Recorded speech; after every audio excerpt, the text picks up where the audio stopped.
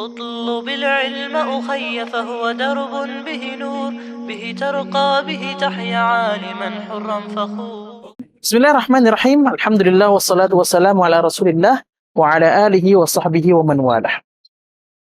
Pendidikan ibadah tidak bisa instan, namun ia tumbuh perlahan, bertahap sebagaimana tumbuhnya iman di hati seorang mukmin.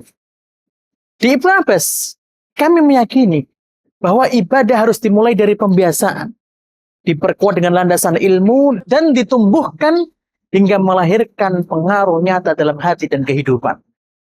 Maka di kelas 1 hingga kelas 3, kami tanamkan kebiasaan ibadah dan akhlak mulia pada setiap harinya. Dari sholat, doa, adab, dan ketaatan yang sederhana namun bermakna. Kemudian ketika peserta didik memasuki kelas 3, kami mulai setiap pembiasaan yang telah mereka biasakan di kelas 1, 2, dan 3, kami landasi dengan ilmu melalui ayat-ayat Al-Quran yang telah mereka hafal. Maka di kelas 4 ada pelajaran tarbiyah Qur'aniyah. Agar lebih kuat landasan ilmu yang mereka miliki dari ibadah-ibadah harian itu, maka memasuki kelas 5, kami ajarkan fikih secara intensif kepada anak-anak kami, kepada peserta didik, agar mereka memahami bahwa setiap ibadah itu ada rukunnya, ada sunnahnya, ada fardunya, dan lain sebagainya berkaitan dengan ibadah harian. Setelah peserta didik terbiasa dengan ibadah harian dan melaksanakan ibadah dengan landasan ilmu yang telah mereka pelajari, kami tidak ingin hal itu berhenti pada rutinitas harian saja. Yang berhenti pada rutinitas harian tanpa makna. Maka di kelas 6, di pelajaran tarbiyah ada tema khusus yang berjudul dengan Atharul Ibadah ala Hayatil Muslim, pengaruh ibadah dalam kehidupan Muslim, agar ibadah yang mereka laksanakan meninggalkan jejak, menghidupkan hati, dan membentuk pribadi Muslim yang utuh dalam amal dan akhlak. Maka inilah perjalanan pendidikan ibadah di Ibnu Abbas, melalui pembiasaan, penanaman, kemudian penghayatan, agar setiap sujud, setiap doa, setiap amal benar-benar menghadirkan athar pengaruh kebaikan dalam diri dan kehidupan mereka.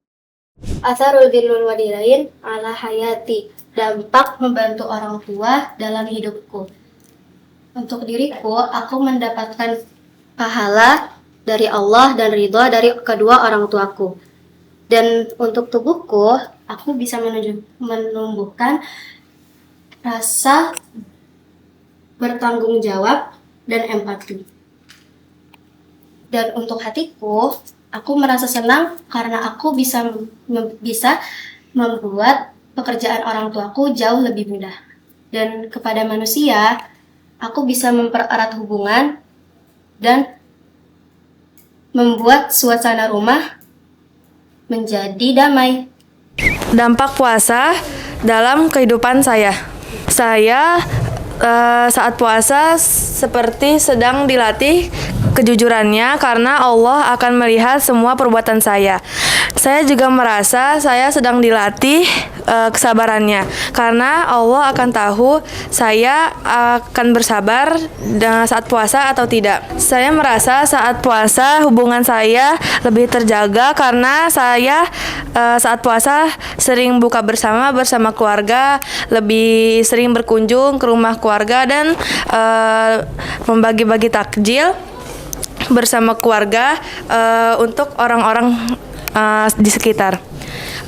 Dan badan saya juga lebih sehat ketika saya berpuasa. Hari ini aku akan menjelaskan tentang apa yang aku rasakan jika aku berpuasa, khususnya pada puasa sunnah Senin dan Kamis. Yang pertama, aku merasa lebih bersyukur atas nikmat makanan saat aku berpuasa.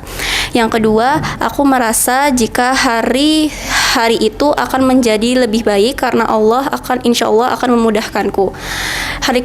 Yang ketiga, aku merasa jika waktu di hari itu akan berjalan lebih lambat.